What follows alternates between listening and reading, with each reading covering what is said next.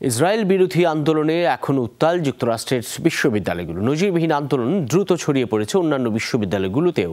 নতুন করে অন্তত 20টি বিশ্ববিদ্যালয়ে আন্দোলন ছড়িয়ে পড়ায় ব্যাপক ধরপাকড় চালাচ্ছে নিরাপত্তা কর্তৃপক্ষ।